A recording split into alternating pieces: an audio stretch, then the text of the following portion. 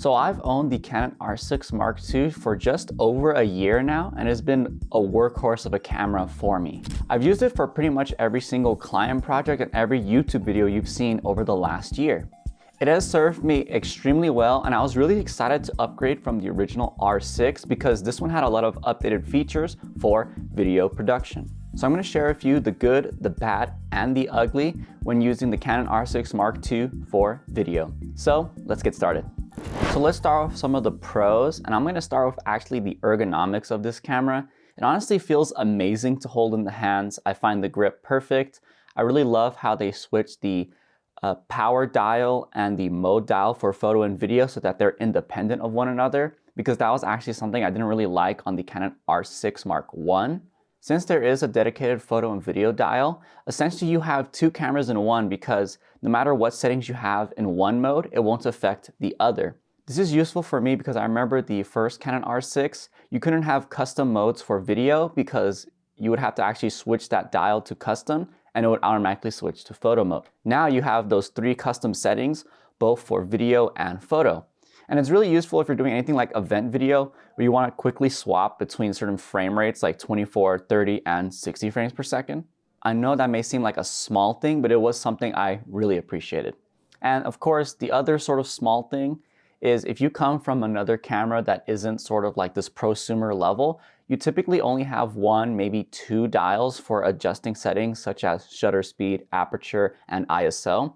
But the great thing about the R6 and like the R5 and things like that is it actually has three dials that you can pretty much assign to each of those settings. And when I am using those L-series lenses with the control ring, I can set that to my white balance, and I pretty much have all the settings assigned to a dial that I can quickly adjust on my camera, which has been fantastic. One of the first things that drew me to this camera was actually the removal of that 30-minute record limit that Canon cameras always had. So now, for the first time, and now for the cameras that have come out since the R6 Mark II, you can record past that 30 minutes in one large file. And that's been really useful because I do sometimes film podcasts for clients or speeches and events like that where I'm capturing someone's whole presentation, and they can go for more than 30 minutes. And it was annoying having to turn it off and on at the 30-minute mark, and then having to resync everything. So the fact that that's no longer an issue was a huge draw for me when I got this camera. The other beautiful thing about Canon cameras is actually the articulating LCD screen. I really love that it can pretty much cover every angle. If I'm shooting it above my head, I can tilt it down. If I'm shooting it low shot, I can tilt the LCD screen up. And so you can get really creative with your shots because the articulating LCD screen is so maneuverable. And it's probably one of the most responsive screens I've ever used. When I'd use my friend's Sony's, I actually really don't like the screens that much. They're ugly and they're not quite as responsive as I'd like them to be. So I really appreciate that small quality of life that comes with the Canon LCD screens. Next, let's talk about those sort of video features that I mentioned that I really was looking forward to using. First up is actually 4K 60. Not that the R6 Mark I didn't have that.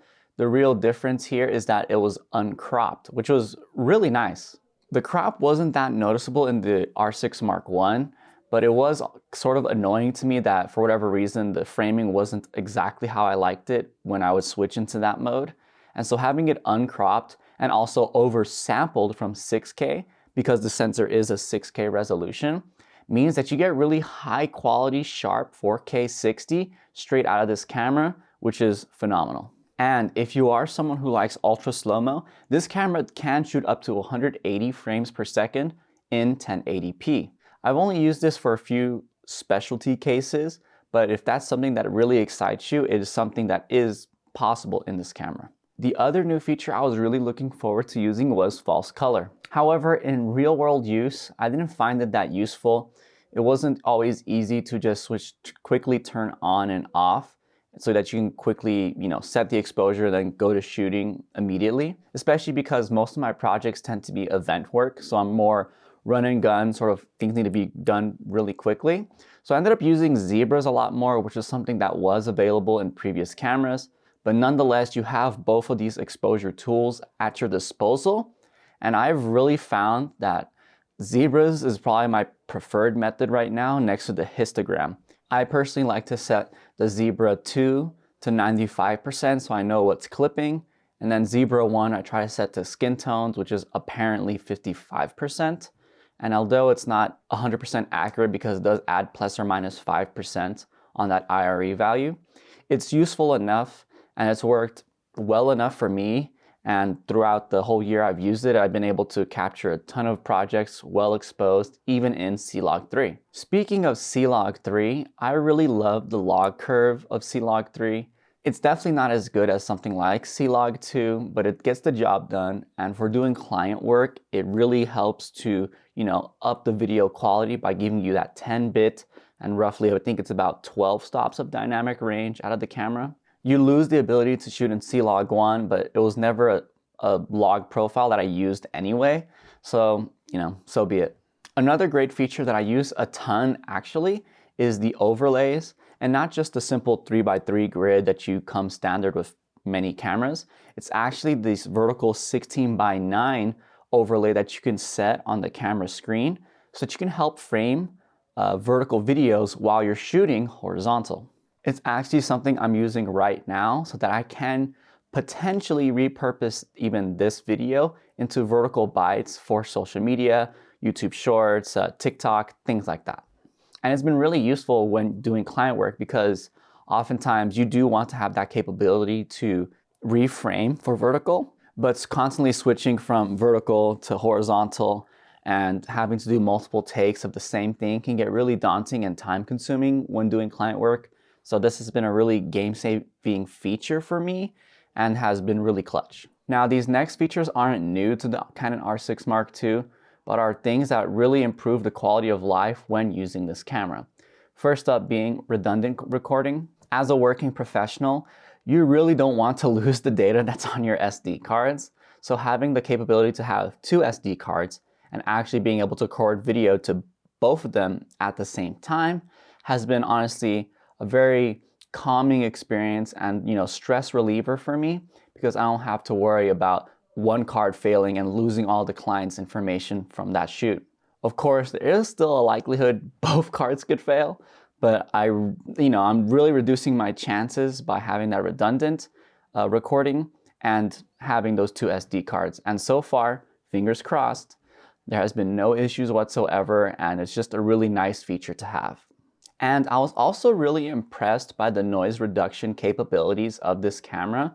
It comes with the default setting on standard, which is honestly really good for most situations. Like if you're not cranking the ISO, I would say above 3200, standard does a really good job of creating a really clean image even in low light situations. Of course, if you're not into noise reduction and you want sort of like the purest data from the camera, you can turn it off, unlike the Sony cameras, which is what I really appreciate about this camera is the customization of the noise reduction levels. I've actually experimented with all these settings, and although I did run with it off for a very long time, I pretty much have the camera living on standard, and it does a really good job of keeping my images really clean, unless I go above 3200, which I do like to set it to high after that. All right, now let's talk about the image stabilization of this camera. This camera comes with IBIS, so it does have internal body image stabilization. So even if you're using a lens that doesn't have any image stabilization, you're gonna have relatively steady footage. I have used this camera handheld with lenses from 70 to 200, and it comes out pretty darn steady, all things considered, which is mind-blowing. If you ever shot handheld on a telephoto lens, you can see how shaky the footage can get, and I'll give an example here. But when you switch the IBIS on, you can clearly see a huge improvement in that image stabilization. There is one drawback, and it comes more with wide lenses, which is something I'll cover in the cons section of this video. And one of the last features I really appreciate on the Canon R6 Mark II revolve around audio and lens corrections. Let's start with the audio. So in audio, you can turn off all these features like wind attenuator and noise reduction so that you can get the actual sort of raw information from the microphone, which is really nice because I do like doing my audio processing in post rather than letting the camera dictate that audio processing. And there's actually sort of a secret setting if you go into the custom menu, you can actually turn audio compression off, meaning that the files will be slightly larger, which hasn't really been an issue for me. But the audio won't be compressed, meaning you can even edit it more in post-production. And as for lens correction, the only real big difference from the R6 Mark I is the addition of focus breathing compensation. And although this isn't available for all Canon lenses, it's available for a decent amount now. So like the 24-70, I believe the 15-35 as well, maybe the 70-200. So it's been useful, although I tend to use the 28-70, which is what you're seeing right now. So I really hope in the future they add the focus breathing compensation to this lens. But nonetheless, if that is something that bugs you when you're shooting video, this camera has a way to sort of fix that depending on the lens you use. All right, now let me sort of talk about some of my gripes with this camera. First off, the micro HDMI port and the inability to have both the LCD screen and your monitor on at the same time without allowing internal recording. Hopefully that makes sense, but let me give you a concrete example so you understand what I'm saying.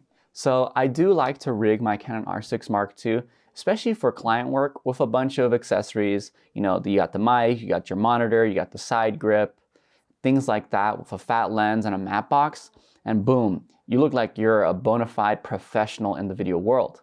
But the issue is, if I want to record internally, I can only have the external monitor on and the LCD screen would have to be off. But the issue is you lose the ability to touch the screen to focus, which is the main way I focus in video.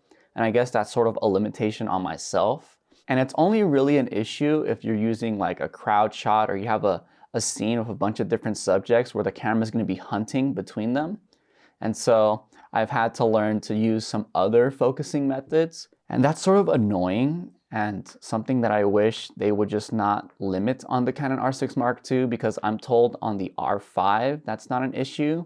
You can actually have both the external monitor and the LCD monitor on, and you can record internally. It just seems like it's some sort of software limitation they put on this camera so that I'd have to buy the R5 if I wanted that feature, but I digress. The other gripe I have with this camera is that overheating, although it hasn't been an issue for me, has been something that's been giving me anxiety because it does pop up every now and then. So the way it works now in the R6 Mark II is that there's a little thermometer indicator that pops up when the camera's beginning to overheat. And there's been times where it's gotten really close to that end of the thermometer where the camera's gonna automatically shut off. And I just hate the fact that I have to worry about it at all. You know, I really wish cameras didn't have that issue to begin with.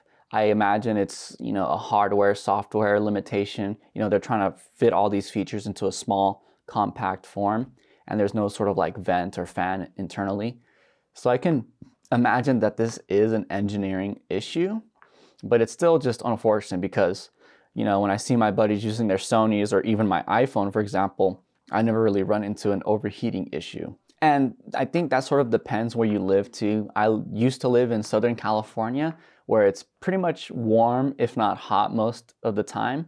So it was an issue that I could run into very easily if I was outside. But now that I live in Oregon, it's not super big issue because it's actually much cooler here, even during the summer. Another sort of small drawback is the fact that this camera only records in IPB or IPB Lite. And if you're not super technical or understand what that means, essentially for video, you have a few different ways of recording.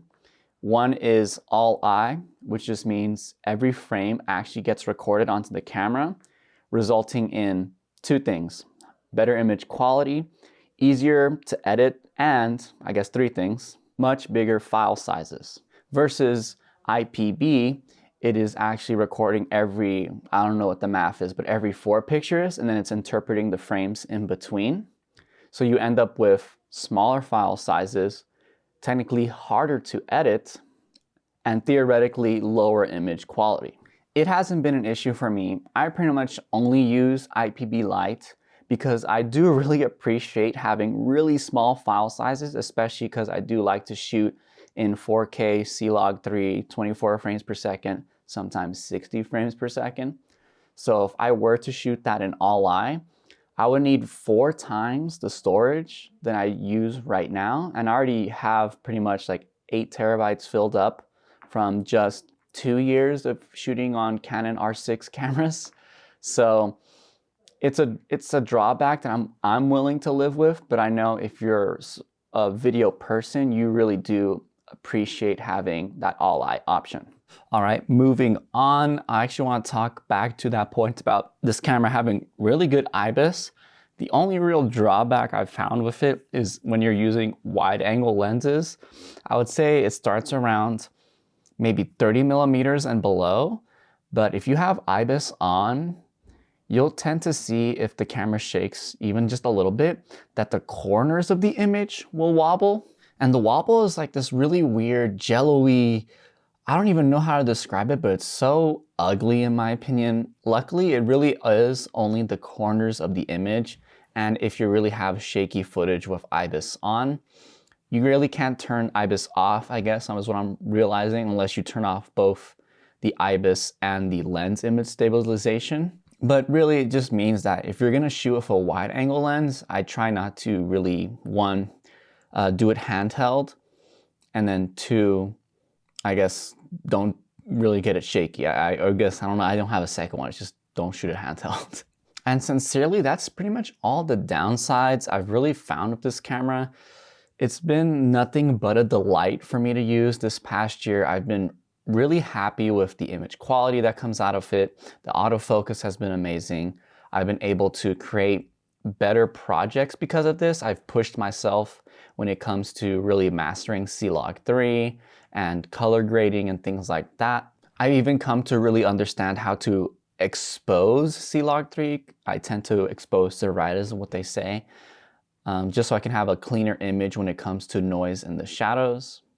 But this $2,500 investment roughly into this camera body has easily paid for itself multiple times over this year.